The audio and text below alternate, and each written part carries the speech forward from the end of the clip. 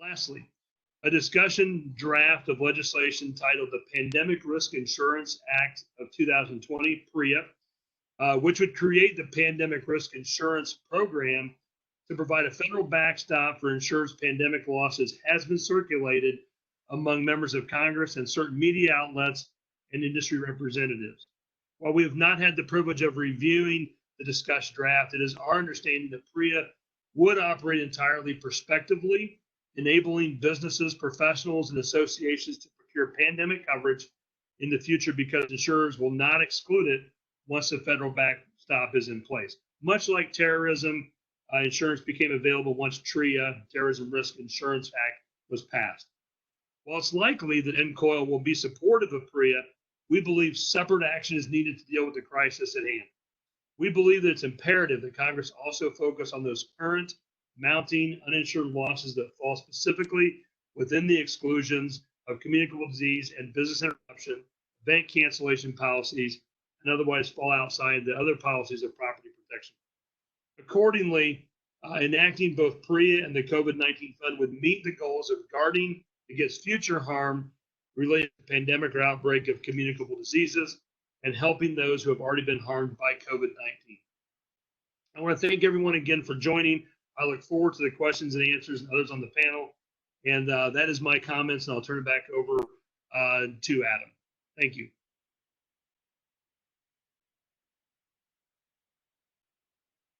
Thank you. Adam, can I just interject for 1 second on a minor housekeeping detail? In the Q&A, when we had planned this, we'd also allow the panelists, we'd welcome the panelists to take questions from the press as well as legislators. Okay, I'm very happy to indulge that.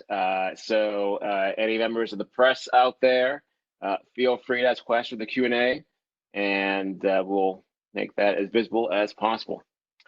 All right, so right now we're still waiting for Majority Leader Greenwald. So I'm going to begin with my general overview, and if necessary, I may put on an excellent suit and tie and try to present something that the Majority Leader might say. So first, as to the general problem. Now, insurance is generally organized around the concept of physical loss of or damage to property. And while insurers are loath to indemnify against the risks of someone's business turning sour, they do provide coverage for loss of business income accompanied by property damage, at least with the appropriate policy. Now, the precise phrasing of this requirement can vary from policy to policy, and it's changed a bit over time. But modern policies generally require damage or loss to physical property to which this insurance applies, meaning the policyholder's own covered property.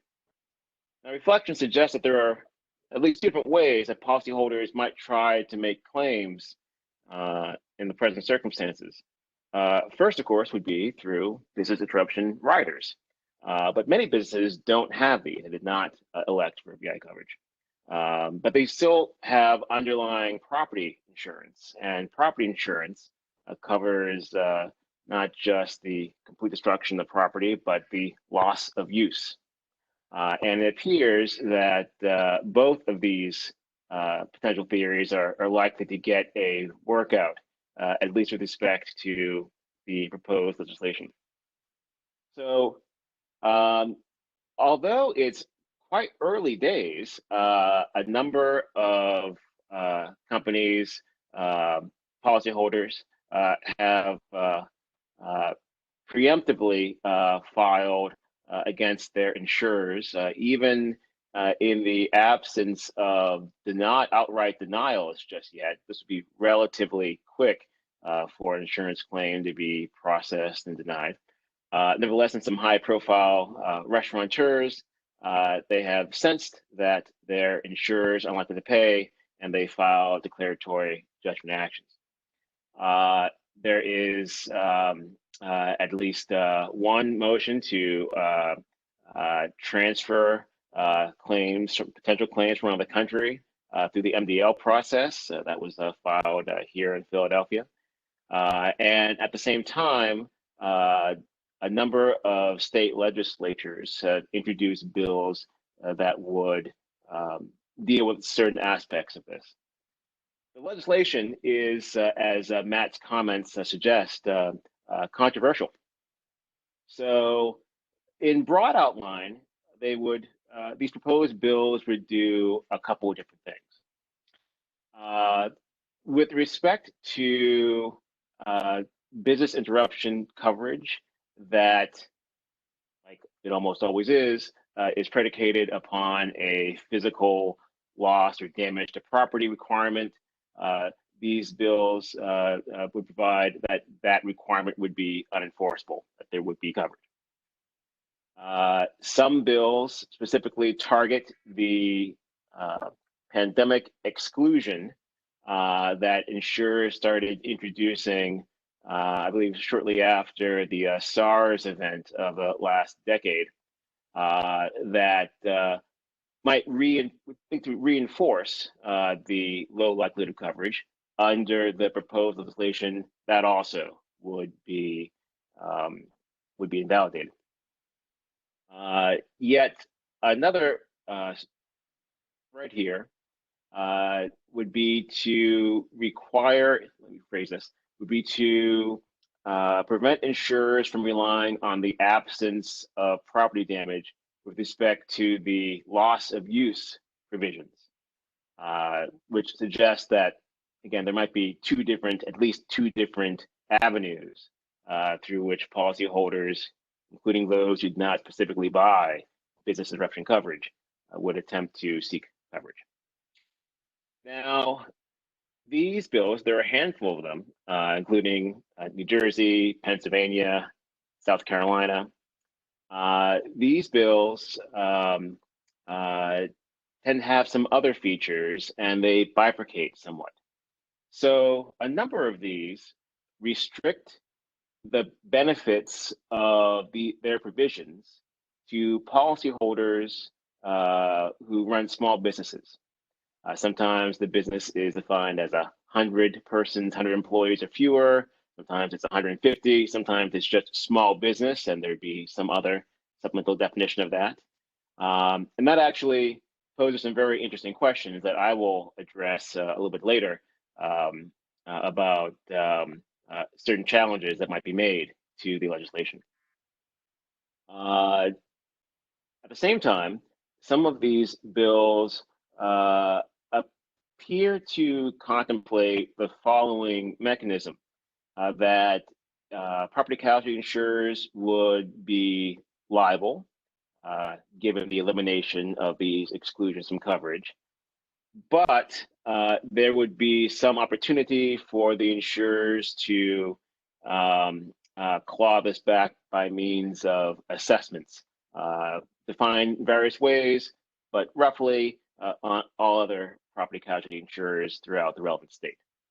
So in this model, which tends not to be spelled out very clearly in these bills at this point, but in this model, the property casualty insurers would pay now and would at some point in the future be able to, or have the hope of recouping some of this through assessments or maybe premium increases on others.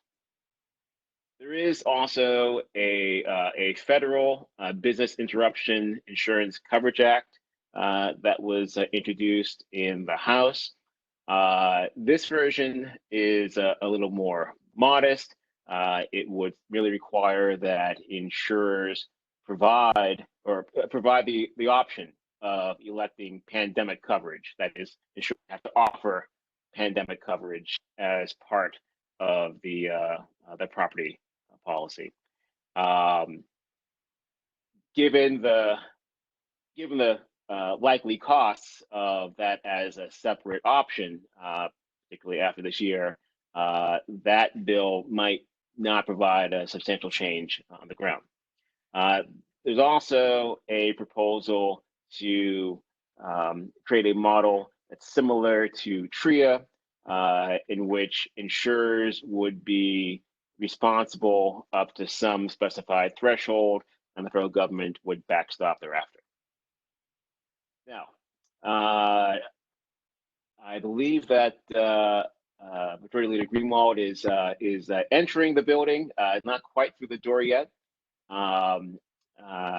So let me say just a couple of things about why legislators have been moved to get the ball rolling here. Obviously, the damage to local economies is severe, and there's been a great deal of attention focused on the needs of small business. It's not a coincidence, I think, that many of these bills purport to restrict their protection to smaller companies. If you look at the coverage of this issue, most of the coverage, again, seems to be focused on exactly how this would, the purported needs of small businesses for this type of coverage. There are some significant drawbacks to these proposals. In a later segment, I will talk about some potential constitutional challenges and also some policy considerations that certainly counsel caution. But I am told that Majority Leader Greenwald is somewhere in the building. Let me see if I can track him down.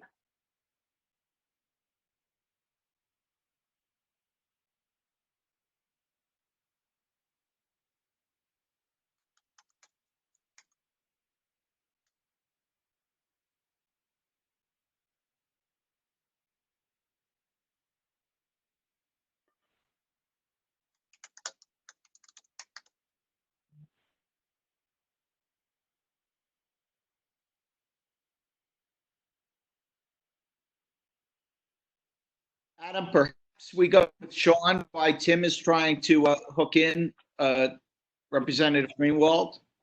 I like that idea. I'm on. If you can hear me, it's Lou Greenwald. Ah, excellent. Thank you for joining us. Sure. Okay, you have the floor. Can you give me a look? Can you give me a little bit of what, when you say I have the floor, what do you want me to address in particular? Why New Jersey? Yeah. Yes, I have, for example, a copy of the proposed legislation for New Jersey. And if you could talk about why you believe that is important, this would be a great opportunity for people to hear that. Yeah.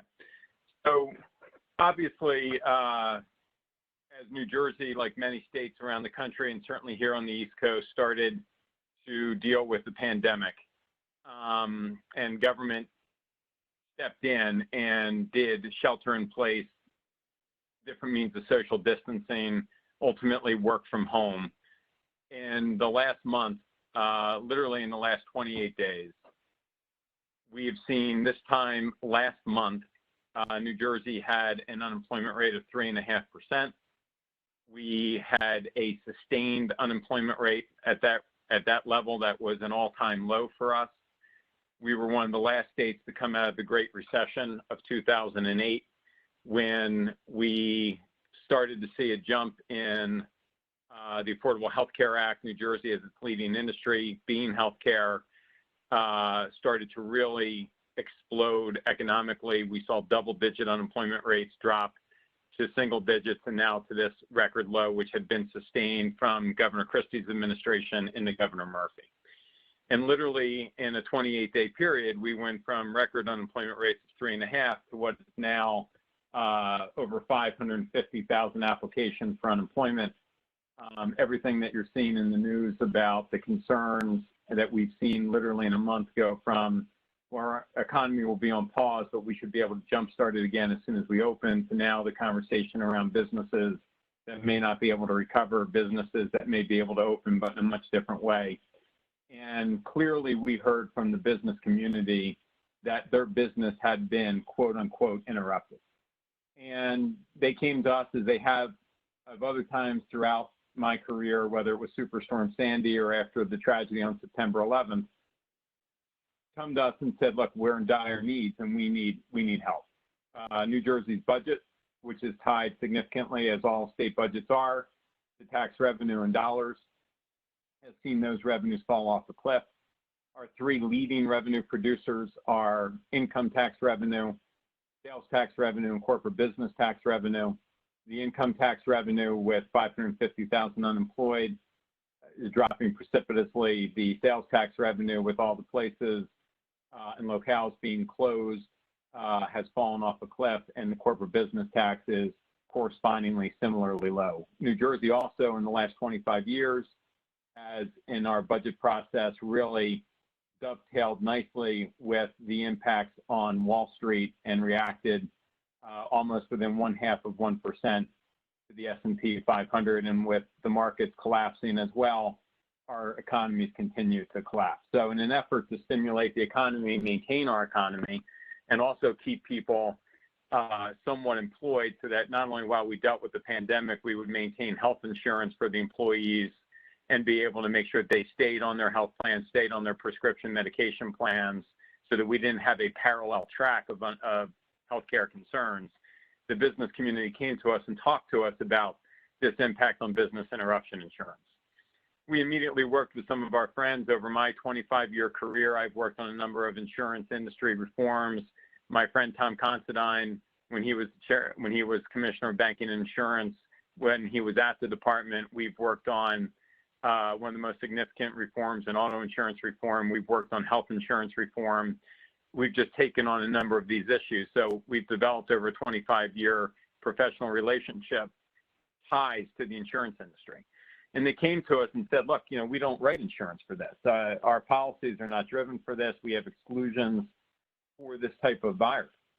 And as we sat down to start to talk about it, what we realized is we put this legislation on hold, but we are, as we have always done, tried to create a partnership with the insurance industry, so that, like in the other areas of insurance that we've seen, health insurance companies have stepped up and helped offset copays and deductibles for their insured. They've stepped up and worked with us on not charging copays for the testing, which is so critical to getting out of this pandemic and getting back to life as normal. The auto insurance companies you've all seen have stepped up and either deferred payments for up to 90 days or done dividend returns to consumers, policyholders. And we are in the process of an unprecedented time with an impact that we have never seen for insurance that we have not written, to try to figure out what can we do to help this business community. The impact on the businesses are in the tunes of billions of dollars. We've learned through this process, obviously insurance companies have not written, prepared for, driven policies to this.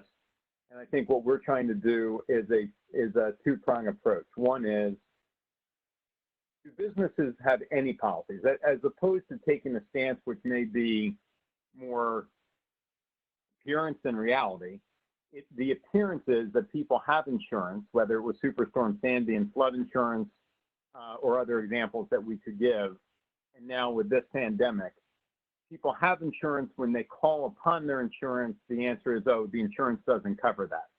One, I think it's harmful to the business community, but I also think it is a bad appearance for the insurance industry also. And as we've worked with this industry, trying to be in a position where we promote them as partners to the state and partners to the business community, and there is a benefactor and someone to protect while they're running a business, we should address that issue. And so in doing that, are there policies that they have written that they can look to say, this doesn't fall under business interruption insurance, however, you do have this insurance and we can give you some relief under this. And then the second prong is, we hear out of Washington and we hear out of the states, there will be a second wave of this virus. And we are looking at probably an 18-month roller coaster with maybe not as large of deaths as we've seen over the last 3 to 4 months. But as we learn to manage this virus, are there policies until the time the vaccine comes out a year to 18 months from now? are there policies that we could craft, that we could draft, and that we could take to market to sell to the consumers, that they will make a business decision as to whether or not, one, they have the resources to invest in, and two, whether it's affordable to them, three, if it makes good business sense to them. But ultimately, we need, I think, to work with, from a government perspective, with the industry to determine, are those policies even feasible? We need to ask that question. So those are the two prongs that we're on right now. We've been working with the Insurance Council in New Jersey, working very closely with Christine O'Brien here in New Jersey, leaning on my friends from their previous life, like Tom Considine, Commissioner Considine, and trying to figure out the direction that we have to go. And really, more than anything else, I'll just close with this.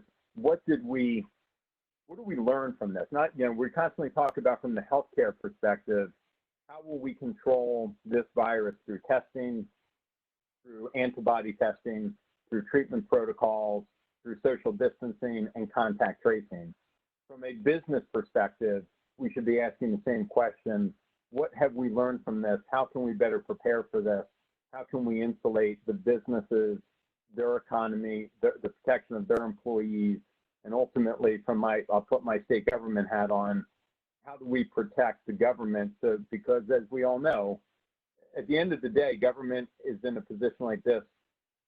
We are there to protect the most vulnerable, so that population of people doesn't grow to a larger percentage. And you can imagine the impact that people are feeling when a state of 9 million people in New Jersey has over 550,000 people filing for unemployment. And we're all living this, we all know it. So those are the comments I have. Those are the conversations we've been in. That's what we're working on.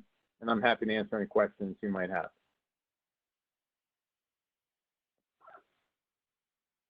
Thank you, Majority Leader. We're going to have some questions after another 15, 20 minutes, if you can stay on the phone. And for now, we're going to hear from Sean Kevlin.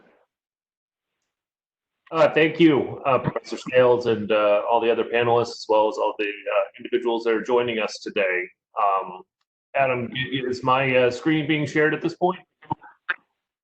I can see it. Everyone should be able to.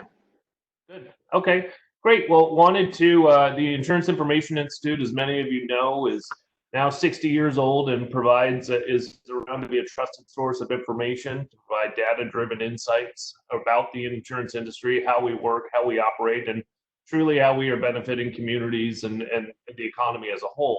So what I'd like to talk to you today about is really what our response has been regarding COVID-19. First of all, and I was pleased to hear Assemblyman Greenwald's term stepping up, because American insurers truly are stepping up at this time for customers, for communities, and employees. They're applying very forward-thinking solutions, acting with urgency.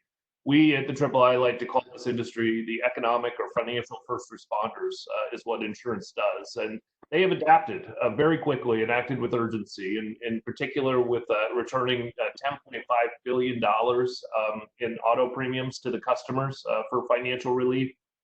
We've estimated now through the Insurance Industry Charitable Foundation that more than $220 million has been contributed to charities. We're also keeping the nearly 2 million property casualty employees employed so that we can serve the customer, pay the claims, making sure that those catastrophes that are covered, that are happening, that are very active still at this time are being operated and the customer is being served well. As far as our industry as well, many of us are now in the fourth industrial revolution. We're seeing the results and the benefits of some of these innovative solutions being provided during this time, as we're in a virtual world. We're doing virtual claims processing. We're using geospatial techniques in order to make sure that we can, again, serve the customer for those catastrophes that are covered and that are coming. I want to step back, and we talked a little bit about what is the insurance industry and its economic impact and what's going to happen. And truly, the industry is facing challenges as well, but we're facing them head on. We, as an industry, are financially stable, and we are able to weather financial catastrophes in order to keep our promises made, but we do have to stick to the structure that allows us to do that. Nonetheless, we will see claims increase in this industry, in particular around workers' compensation for healthcare workers, for first responders. We have a lot of retailers out there and restaurants that are open and serving customers and delivering to customers and in harm's way potentially with exposure. So those workers' compensation claims will increase. You're also going to see premium decrease in the industry. When you have more unemployment, less manufacturing, less driving, there will be less premiums inevitably. And then insurance investment income. Most of us know that insurance relies most of its revenue on its investments, much more than revenue. And these investments are, the majority of which are fixed investments. That's why we plan for the long term. That's why we can keep our promises that we've made to our customers. But when you're seeing a rate environment like we are today, certainly the investments will decline. Beyond COVID-19, we are preparing ourselves for a very active natural catastrophe year. If you go all the way back to the 80s, the insurance loss costs have increased 660%. We have seen record years in 2017. 2018 was actually the third highest year behind 2005, in which Katrina happened. So there's a lot of activity out there. We're seeing and hearing it with tornadoes. We've got an above average hurricane forecast predicted from our non-resident scholar Phil Klotzbach from Colorado University, who puts out the forecast. So we need to be prepared, and we are prepared, and we're getting ourselves ready so that we can help our customers when these catastrophes will be coming. We've heard of late about our industry surplus and how it's being used, and I thought we could take an opportunity to just touch on that and explain it a little bit more. And this chart, as you're seeing, allows you to see that at the end of the year, we had an industry surplus of around $860 billion. As we've kind of gone through the year and we've seen the activity with COVID-19 and others, we have seen decreases in the surplus. What we've done as well here in this slide is we've put some stresses on it based on what we've seen in the past and historical information, just to give people an understanding of what may happen to the industry surplus if you had a tornado season like 2011, if you had a hurricane season like 2017, and a wildfire season like 2018. You inevitably will see a deduction in the surplus. Now, you see the red line there, and it's at $400 billion. This is what we call the critical level. If you're looking at this industry surplus as a one company, if you get to that $400 billion level as one company, you will begin to see red flags in terms of the financial capacity that's taking place. So and this is all based on a system that was set up back in the 90s on risk-based capital. So this is where you get into a place where potentially you'll have systemic issues. Of course, this isn't just one company. This is thousands of insurance companies. So you will begin, once you get to that critical level, begin to spiral. So as a result, we would say, based on these scenarios and stresses that we've put out, you've got a little over $300 billion still available for industry surplus before you get to the critical level that we were talking about. As we've heard and discussed here in this webinar regarding potential for retroactive changes to small to medium enterprises on business interruption insurance, we thought we would share with you just some scenarios of what that would mean. Scenario one that we have here is if you retroactively fit those who actually purchase business interruption insurance. So I think it's important to understand small businesses, usually about a third of small businesses actually purchase business interruption insurance. And then if you broaden that out to the broader business insurance community, that goes up to about 40%. So if you were to go to that scenario, you would see on a monthly basis a cost of close to $150 billion monthly on average, impacting the industry, impacting that surplus that I discussed earlier. Then if you were to actually, and we understand this is a very extreme case, but if you were actually to retroactively apply business interruption insurance, even to those policies that didn't purchase it, you would be looking at upwards of $380 billion per month charged to the industry surplus. So literally, you're looking at a scenario of months where we've worked for centuries building up our industry surplus to keep promises made to customers in months, you would deteriorate it completely based on different scenarios. This is another visual of the deterioration that you could see if you retroactively went and applied the exclusion of business interruption insurance to pandemics. If only 40%, again, of these are covered, what you're seeing here is on a monthly basis just how much you're going to spike into that industry surplus that we have. You then, and I think we talked about it earlier, you will begin to see another dip, but then we are talking about a spike happening later in this year again on the pandemic. So cumulatively in 1 year, and this is the scenario, again, the scenario one, where those who actually purchase business interruption insurance, the 40%, were to apply this, you're seeing again over time a very quick deterioration, and we'd actually enter into that critical level pretty steeply, in fact, with a cumulative yearly cost of about $485 billion. Again, just for those areas, just for those that actually purchase the business interruption insurance.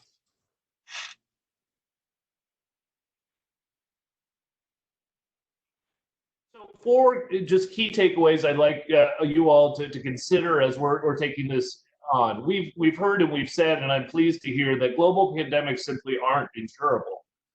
It impacts all insurance lines at once, and it impacts many economies. If you were to compare this to the 9/11 tragedy, where you had the economies in New York City and Washington D.C. impact, we're now looking at almost every single economy in this country, and many, of course, around the world, so all happening at the same time. That type of financial strain can only be withheld or absorbed by the federal government. And so retroactive, as we've gone through our scenarios, if you're going to look at retroactive payouts, it would truly bankrupt insurers. And this is an industry that contributes the same amount to GDP as our banking industry. This is one that employs nearly 2 million people. This is what these premiums have been paid for, so that people that will have homeowners insurance, have small business insurance for those catastrophes that are coming, we would wipe that out very quickly if we were to look at retroactive. Now, that said, again, the insurance industry is ready and are actively engaged in those catastrophes that are happening, both natural and man-made. So we've got to make sure that we have the ability to pay for these covered losses that we've made promises to our customers about. And then one other area that has come up of late in news and other places is a matter of transparency and clarity. And policies do, in fact, clearly explain the exclusion for virus and bacteria. In fact, it's on what we call the deck sheet, the main sheet, page 3 of a policy. You'll see that exclusion clear as day. There are exceptions, and we've heard about exceptions of individual organizations that have purchased and have the exclusion for a pandemic covered. However, if you've read the news, and in particular case of Wimbledon, that was a $2 million a year investment that Wimbledon made. That's a high cost, and it's extraordinary. It is not the norm.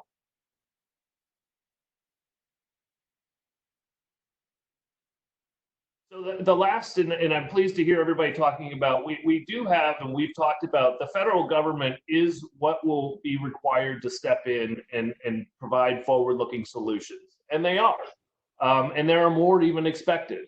So solutions to date have totaled nearly $3 trillion, focused in large part on small businesses. In fact, I think we're seeing some results of some of those larger businesses that are making some business interruption claims right now, having to give some of their loan money back to make way for the small businesses. So good emphasis on the small and medium enterprises. We've also talked about here today the potential for what many organizations, more than 40 industry trade organizations, have signed on to regarding a COVID-19 business and employee continuity recovery fund. Again, these are the types of solutions that are forward-looking, that can take care of this catastrophe. The insurance industry absolutely understands the challenges that are occurring, but we're also needing to be available and ready for those catastrophes that are coming, so that we can keep the promises we've made to customers. And with that, I thank you, and we'll take questions at the end. All right, thank you very much. Sean, can you hear me? Yes. Thank you. Due to my error, not everyone saw your slides until the last few minutes of your presentation, but Tom Constantine is going to post those up on NCoil. We'll have them also. And certainly the clarity of your remarks, I think, made the slides superfluous, but I apologize for the inconvenience there. Okay. I want to say a few things about some likely legal challenges, and right now my headset isn't working, so my voice might create a little feedback, and I apologize for that. So one of the issues that is very likely to play a prominent role it revolves around the notion of retroactivity, that at least at the state level, the various types of legislation would appear to attach different legal consequences to the content of insurance policies that are in existence right now, as opposed to future policies. And some have been suggesting that this would make things ripe for a contract clause challenge, as the federal constitution and a number of state constitutions in different ways forbid the impairment of contracts. Now, the contract clause is it's a provision that rarely seems to mean exactly what it says, and its scope has waxed and waned over United States history, and at present, it tends to collect a number of different challenges. So if you were to look at kind of the black letter test for a contract clause challenge, the first question is whether or not the legislation impairs a contractual relationship. And then the next prong asks whether or not the legislature had a sound reason for doing so. And there are variations with which this is explicated. A great number, it's kind of surprising to me as an insurance professor how frequently there have been contract clause challenges in the context of insurance. As a general matter, the contract clause has not played a very strong role in the regulation, legislative or otherwise, of insurance contracts. But over the past week or so, I've gotten a bit of an education in the frequency of contract clause challenges. A lot of these have been handled at the state level, which I think probably reflects both the historical primacy of states with respect to insurance regulation and to some extent federal courts' lack of enthusiasm for intruding constitutionally on the prerogatives of the state. The way I would characterize these arguments is to understand that simply pointing to the legislative change in contract terms, which I think these bills certainly purport to do, that is probably an incomplete way of thinking about and evaluating a contract clause challenge. The cases today tend to collect a number of different concerns, sometimes processing them separately, sometimes processing together. But if you step back and look at them all together, I think a clearer picture emerges. States tend to focus on due process considerations, the extent of legislative determination regarding the seriousness and genuineness of the problem. And they also seem quite attuned to a separation of powers issue. And that might cut a couple of different ways with respect to potential challenges under the contract clause or the state variance. So in a couple of cases where contract clause challenges have been upheld, the first question of focusing on the impairment of the existing contract right has kind of pushed courts to articulate with varying degrees of clarity a notion of vesting. So to think about this, imagine a contract. It could be an insurance contract or any other contract, and the terms have been struck, but they haven't received any judicial interpretation, at least not a very specific one. While the range of potential outcomes might be thought of as fixed by the contract, no particular outcome thus far is fixed. Under those circumstances, courts might be less likely to perceive an actual impairment where a piece of legislation biases the answer one way or the other. And in the cases, you can see pro-policyholder and pro-insurer legislation coming in retroactively. That might be more permissible, meaning a court would not even perceive an impairment if the exact value or meaning of those terms has not been clarified. So one example of where it was clarified is a case in South Carolina, which is also one of the legislatures that has submitted one of these bills. And this involved the calculation of calculation of compensation due under a supplemental medical policy. This is a policy that pays you a cash benefit with respect to a particular disease impairment. And a federal court had construed an ambiguous term. How do you calculate actual charges? Do you look at what the doctor's bill says or what the insurers negotiated with the doctor, and the person's compensation is derived from that? It was arguably ambiguous which calculation method would be appropriate. This had been resolved in favor of the policyholder, meaning the policyholder gets significant value, the kind of inflated value of what the doctor's bill facially says.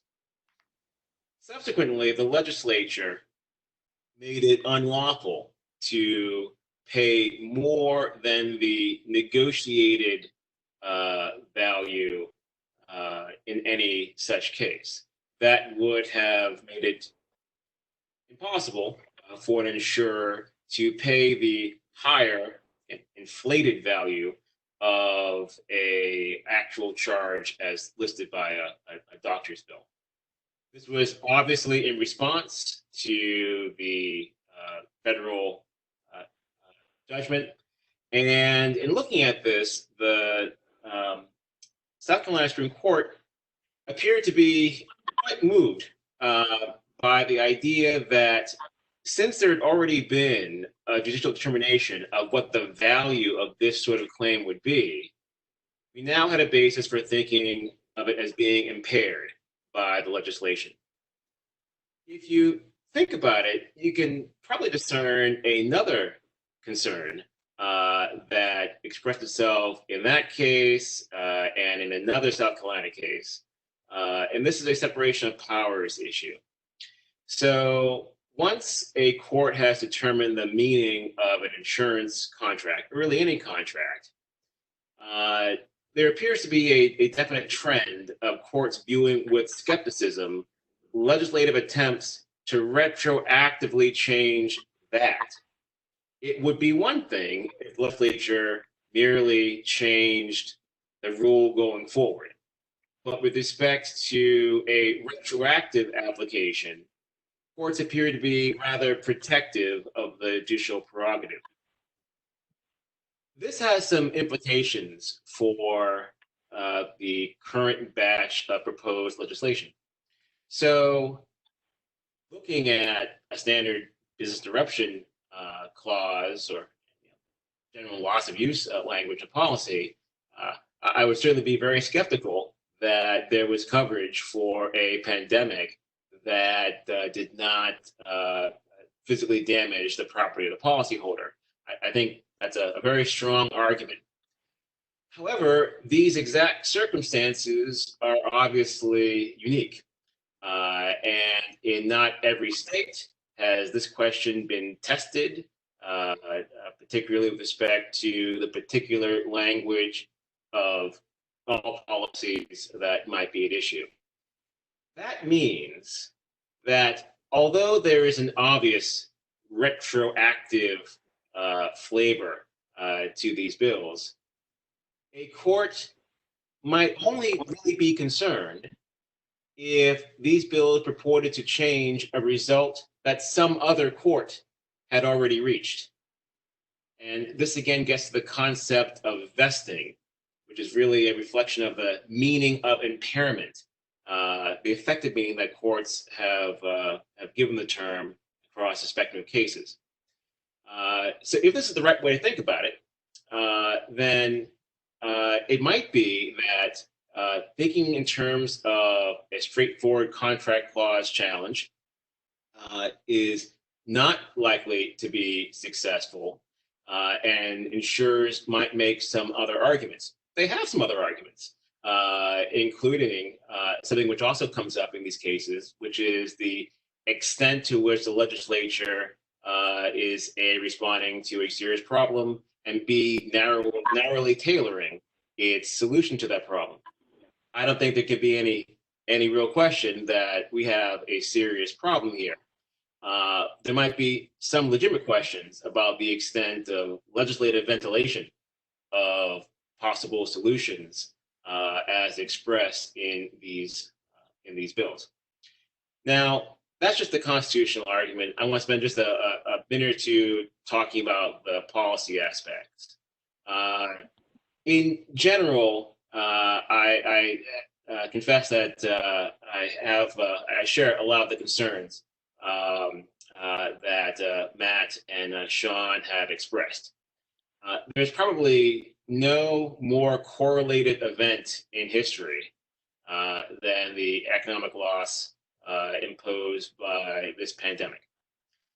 And even with very generous notions of consumer protection in the form of ambiguity doctrine and upholding reasonable expectations, it is a stretch, in my view, to suggest that businesses always and forever expected coverage of this type. This is, it's not, hopefully, it's not an actual end of the world event, but in terms of your planning as a business, it sure looks like one. And in my experience, people tend to discount the likelihood of end of the world events happening.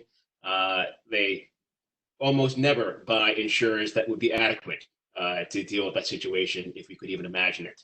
And I think this makes it challenging for policymakers who want to find a way of compelling insurers to participate here. Now, there will certainly be some variations. Some policies are more generous. There was discussion a few minutes ago of the Wimbledon policy. That's such coverage can exist, at least in limited forms. But whether it should be retroactively imposed generally for everyone who's making a claim at the exact same time, a claim that would almost certainly reach the maximum value of the insurance contract, I think that is questionable. All right. We have silently transferred host power over to my colleague, Rick Swedloff, who is going to help direct traffic with respect to questions and answers. Now, while Rick looks in the Q&A, there was an earlier question that I saw in the Q&A. I'll get one started, and then we can see if there are any other questions to be addressed. Someone asked, asked whether or not there could be a claim under TRIA on the theory that COVID is a biological weapon. I'll invite my panelists if they have any thoughts on that. I see Tom's got some thoughts.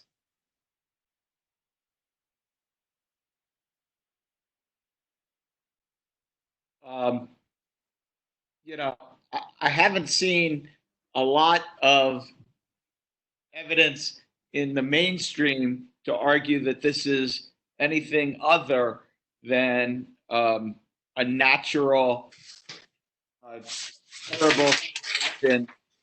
And you'd really, this biological weapon theory has been only in the radical fringe, and even there, I've seen folks, discount it. The fact that there was a lab not too far away from the Wuhan market, it's just quite a leap to make it a biological weapon. Now, that being said, we all know, everyone on this call knows, anyone can make a claim under any theory that they'd like, but that doesn't make it sustainable. And second, you wouldn't be making a claim under TRIA. In order for TRIA to be triggered, a carrier needs to have some threshold limit hit of terrorism-related claims, and that's just preposterous to think that any carrier would hit that limit here as a terrorist event. And if I could maybe add, I think, as all laws do, they have definitions. If you look at the definition of terrorism under TRIA, it does not include anything. It does basically say it is part of an effort to coerce U.S. citizens to influence either conduct of the government through coercion. And so it's an act that is dangerous to human life, property, infrastructure, to result in damage within the U.S. So it has to be something, I think, that is foisted on the public, not, as Tom said, not a horrible disease. One of the questions from the chat was about whether there are extant policies that would have covered this. We know that there are some that are clearly excluding it, and so wondered if you could talk about that. This is Sean. I think I'm hearing the question, wondering if there are some policies out there that might cover a pandemic, and the answer is yes, there are, but they are extraordinary, and they are not the norm. So I mentioned in my presentation the case of Wimbledon, and Wimbledon as being canceled. They also the All England Club had decided to purchase a not normal pandemic coverage at the cost of $2 million a year, which has paid out. But again, and the industry has, even after SARS, explored whether pandemic insurance was a possibility, but simply it's not something that is where a normal business might be able to spend that kind of cost to get the coverage. The other, just going back to the other question about terrorism, I think it's also the comments made were very right on about the threshold, but also that is something that first needs to be declared by the Department of Treasury under the act.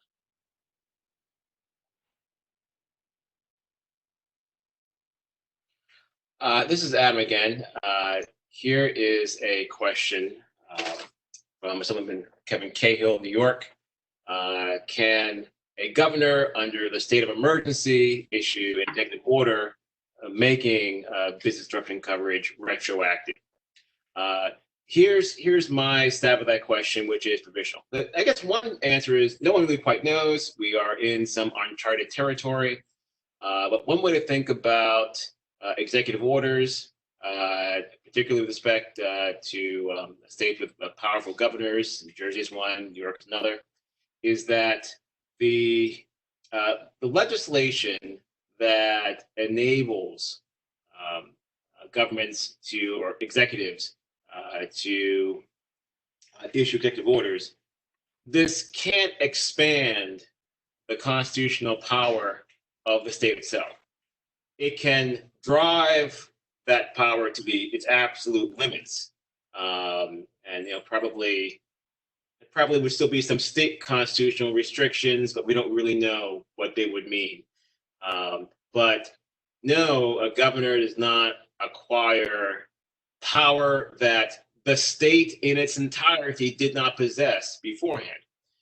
And that means if, for example, there is a significant contract clause It's not technically due process objections you could make in federal court, but it's kind of in the mail. If retroactivity was constitutionally infirm, it would not become less infirm, at least respecting the federal Constitution, on the basis of it having been issued by way of executive order.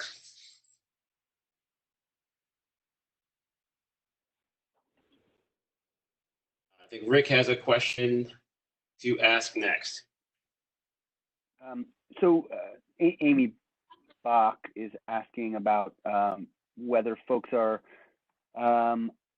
collecting the number of claims and evidence about how many people are claiming, or is there just not really data on that yet? This is Sean. I don't think we have data on the number or collection of claims. The one thing that we do see is there are some what I'll call celebrity chefs and some others out there making some claims and filing some lawsuits that may spur others to file claims as well. I think the important to make with some of these more higher profile cases is we're talking about some pretty sizable organizations and businesses and some high net worth individuals, both of which usually would have risk managers that go into very detailed about their policies and understand the specific risks very well.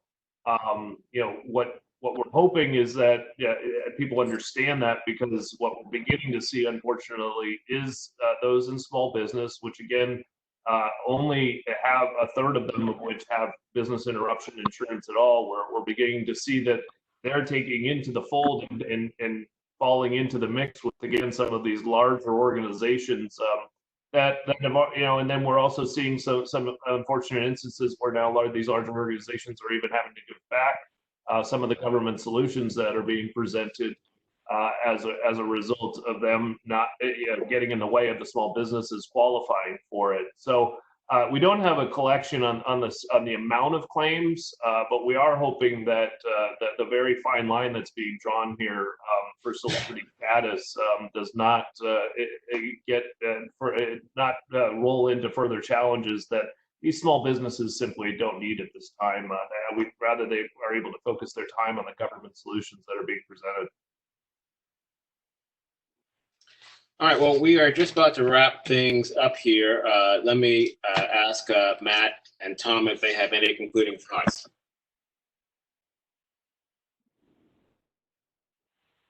So I would just thank all the panelists and thank Rutgers for co-hosting this with NCOIL. And as you can see, we really tapped a nerve of interest based on the total number of attendees, and it's been great from our perspective. Thank you. Thank you. I would just second that, and thanks for setting this up. And I think obviously this is an issue that's going to be around for a while, and we'll keep an eye on what goes on. But we are a resource. If you have questions, reach out to Tom or I, and we'll be there to help. Is Assemblyman Greenwald still on the call? I am. Anything else you'd like to say?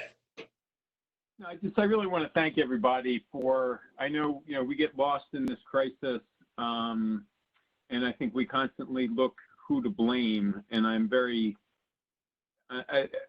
pleased with everybody who's come to the table to try to help find solutions to this, and we need to continue to work towards that. Just very thankful. I tell people every time when we're on things like this, be responsible, be careful, follow the instructions of distance, wash your hands, the most simplistic things, but don't be afraid. We're going to come through the other side of this. Just got to keep working towards this and be better prepared that we now know what to expect. So I want to thank everybody for including me in this. And our thanks to the Majority Leader for joining us. There have been several questions about posting a recording of this. I anticipate we will be able to do that on the Center for Risk and Responsibility website. Give us a little time to sort that out, but we should get that up. And there will also be a copy of Sean Kevlin's slides on the Inquire website, and we'll also put those on our website. And I apologize again for the technical glitch there. Everyone, thank you so much. Oh, Sean, do you have something to say? Yeah, I was just going to say, well, those III.org, we have a special website dedicated. If you're looking for more information, my slides will be posted there. We've got several fact sheets. Please, and also Sean K at III.org if you need anything further. Thank you. All right. Well, thanks to everyone for making this happen, particularly on such short notice. Really a tremendous virtual turnout from our participants. So I thank you too for sharing your living rooms with us. And we will conclude things there. Thank you all. Thank you. Thank you.